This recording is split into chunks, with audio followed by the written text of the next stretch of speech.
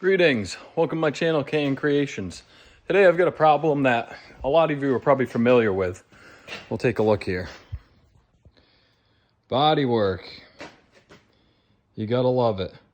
Now if you live in the Northeast or pretty much anywhere that gets snow or some kind of shitty weather, you've probably run across this sort of problem before.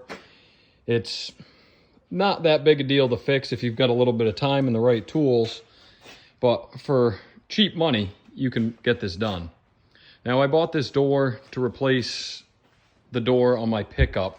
I've got an F-250, and the door that's on it is all dented. It's kind of hard to close. You got to really slam it. It's a nuisance, and I'm looking to get rid of that. So I picked up this door for 50 bucks. As you can see, it definitely needs some work, but I figured, hey, I could put the time in and have a pretty much brand new door. The outside's not so bad. A little bit in that corner there, but overall, it's just that inner lip.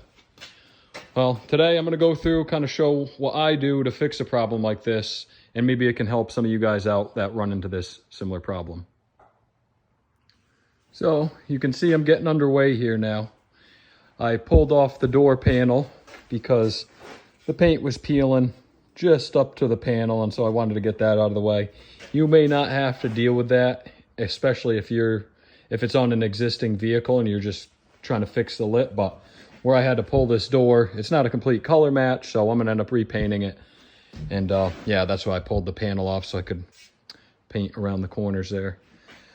So the first thing I really got down to business with was cleaning up the area here, trying to see where the bad steel ends and the good steel begins. And it looks like just after these little rot holes, I'm back into fairly solid material. I could get a weld on there.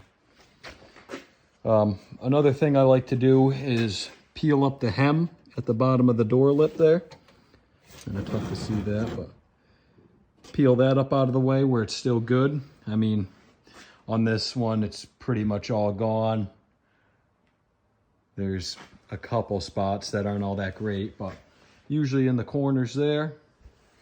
And then, yeah, where you're gonna butt your new piece so you can get that new piece in and tuck it under there. I'm gonna go ahead and start marking this out and cutting out the real rotted stuff next. Okay, so now all the rotted portions are cut out. And so is that just about the entire length of that bottom hem. It was just too brittle, too shitty, so it's gone. Plus I got that hole in the outer skin. So now next, what I'm looking to do is take my piece of material. In this case, what I'm using, it's just metal roofing, scrap metal roofing that I got out of the dumpster before it went through the rollers. So I've got this flat stock, but I mean, feel free to use anything, get creative. An old water tank skin, washer and dryer, sides, I mean, anything that works that's thin enough and you can bend it easy enough.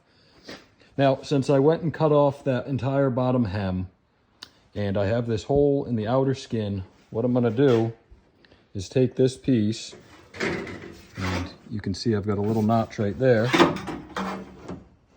That's gonna slide behind that existing hem and covers that. Make sure you leave enough overhang, and I've got plenty there. So leave enough overhang so then you can bend that up and hem in your new portions. I was gonna weld this, tack weld it on, but many of you may not have a welder, and that's fine. And then once I got looking at this, it's pretty shitty. I'm gonna have burn throughs. It's just gonna be a pain in the ass. So I'm gonna go ahead and just rivet it all. I'll be back with that. Okay, so I got my backing / hem piece all riveted in. And since I decided to go with the rivets and not a weld, I put a bead of caulk right behind that, just to help seal and preserve the metal. I've never tried this before, but I don't know. I figured I'd give it a shot and see how it turns out. I don't think it can really hurt. All right, so I got that, trimmed it back enough so I got a good 1/2 inch, 5/8 for a hem.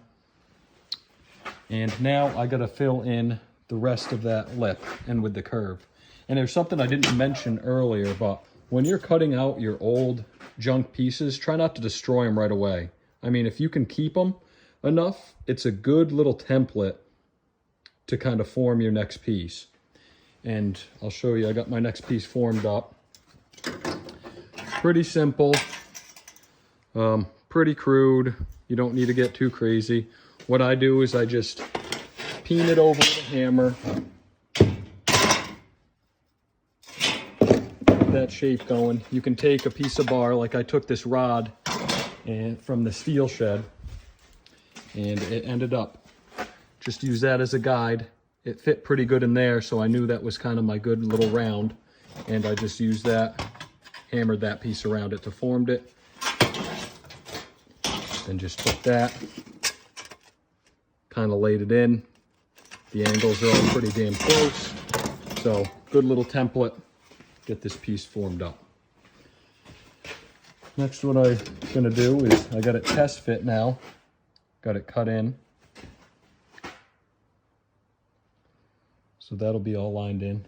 And oh yeah, another thing before I get underway is when you put your rivets, make sure you set your rivets and your material is back far enough where it's not gonna be right underneath the flat part when you set your other piece on. I mean, riveting has its own set of challenges. This being one of them, you always gotta remember that you do have that rivet head sticking up, so always just be aware of that. So I'm gonna get this next piece clamped in, riveted in, and then I'll show you how I finish forming the rounds and the dips and getting it hemmed in. So I'm pretty much finished with all the metal work.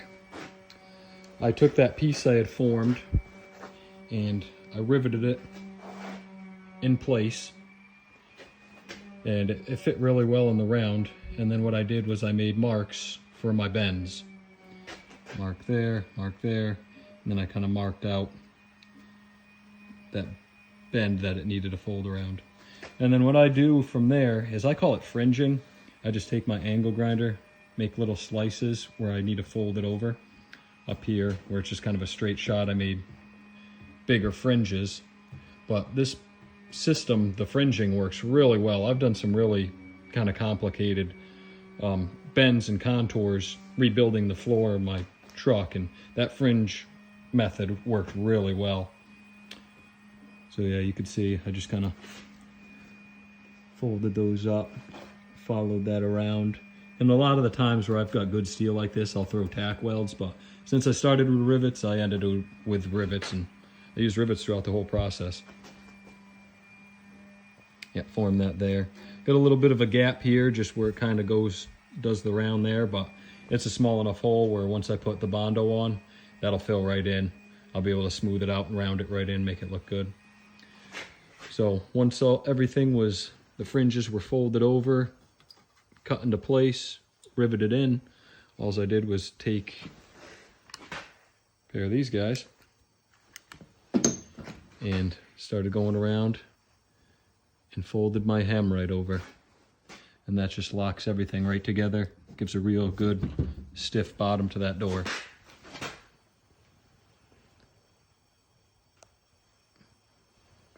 So yeah, metal work is done. Now it's time for Bondo. Here's the door with the Bondo all on and sanded. I'm really happy with how this came out, especially considering what it looked like when I first started. It's by no means a professional job, but I think this is definitely going to work better than the door that's currently on my truck. I know this is a pretty common issue that these doors have, so I hope this video was helpful to some of you out there. I'm going to keep going, getting it prepped for primer and paint.